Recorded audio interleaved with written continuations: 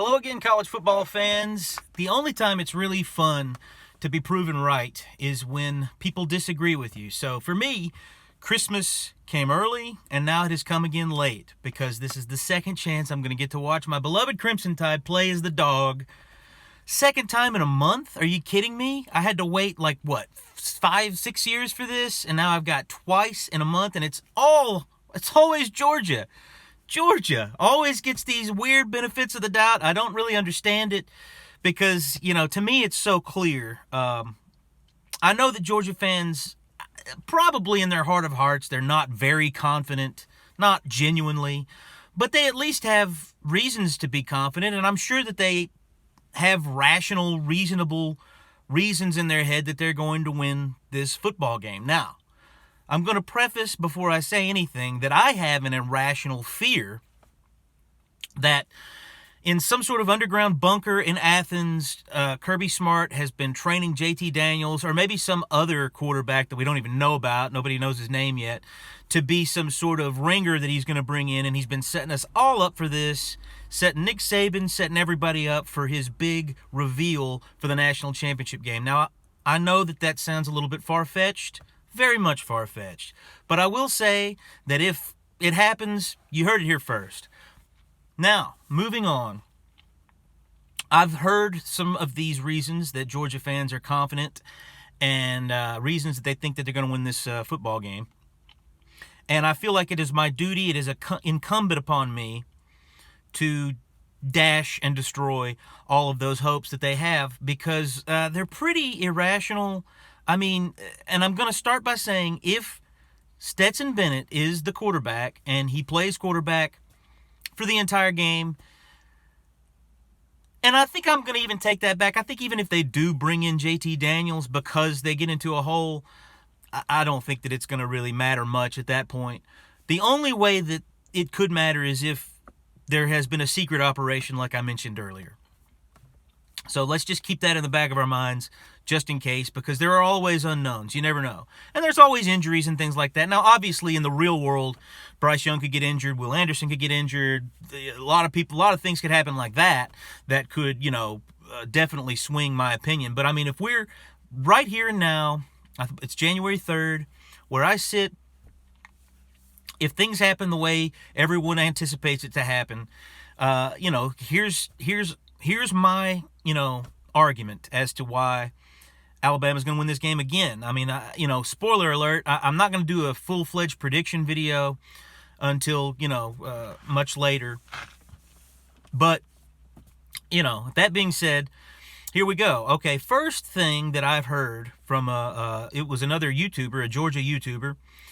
He said, now I don't know where he got this information from, because I've kind of looked this up to see if I didn't research really hard or dig in, but he said that this is going to be the fifth national championship game where a rematch from the earlier in the season is the game. Now, I don't know where he got that from, because I looked it up on Wikipedia, and there's a list of rematch postseason games that are just bowl games that were rematches, and I didn't see any of the national championship games. I mean, they didn't even really have national championship games going into it, knowing it was a national championship game, until the 90s. I mean, yeah, every once in a while, 1 and 2 would luck into their bowl game, and then people, would know going into it that was going to determine a national champion. But they didn't determine who the champions were until the season was over. The writers, used to just kind of say, okay, they look like the best one.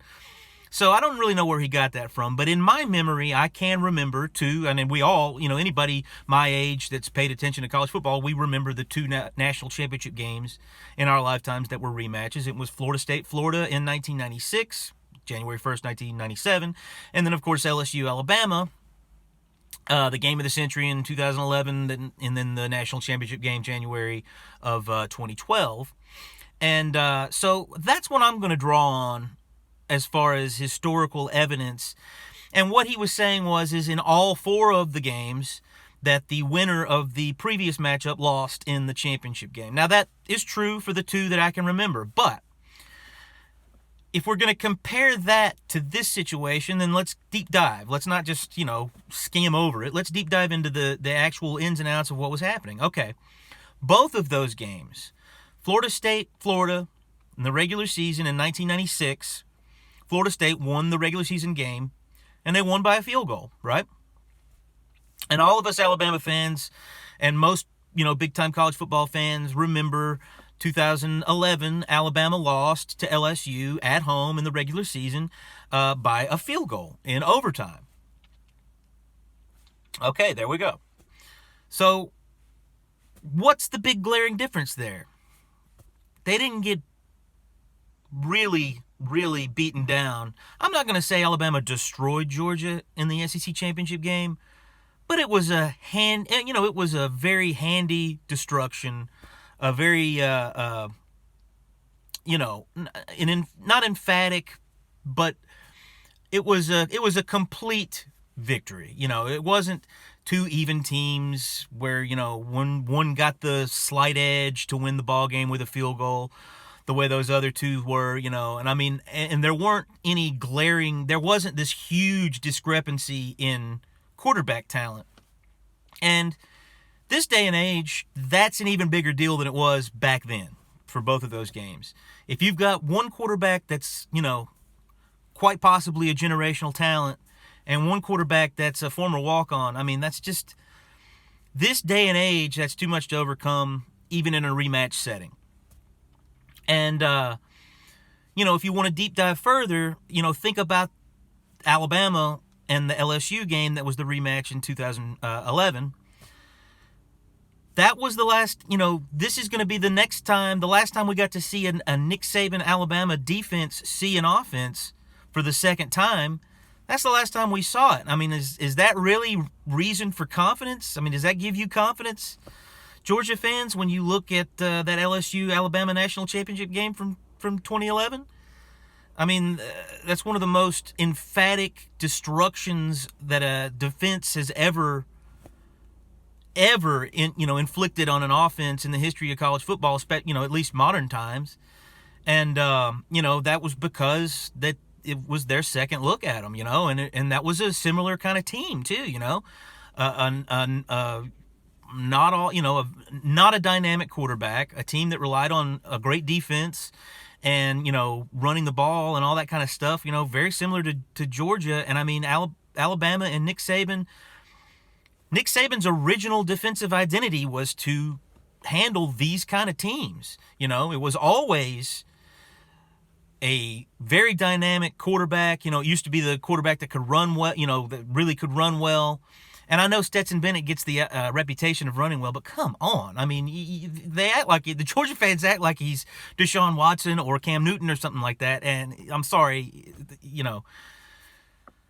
if I have to keep saying that to you now, then you're probably a lost cause. But, I'm talking to the rational Georgia fans out there, the ones that I want to prepare you. I want you to know. And if you're truly rational and a seasoned fan, then you probably already know. But I'm just going to go ahead and reiterate here. Stetson Bennett, he's a lot like Jefferson that was on that LSU team, and that guy was supposedly good with his legs too. But, Nick Saban, he had a month to prepare for that game. Now, I know he doesn't have that long this time, but do you really think he was putting all of the focus into Cincinnati since the SEC championship game? Maybe, but that's neither here nor there, really. And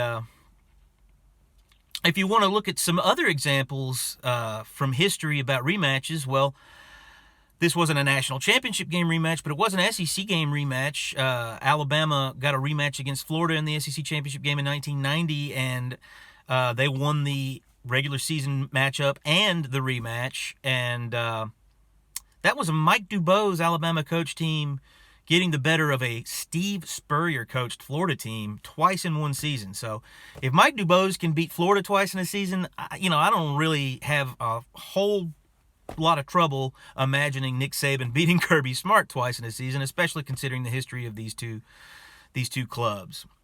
Anyway, that's my theory about the advantage that you may have looking at a historical standpoint, because of the nature of rematches and everything. So this is going to be part one, and there's going to be more to come previewing this intriguing national championship rematch. Thanks for watching.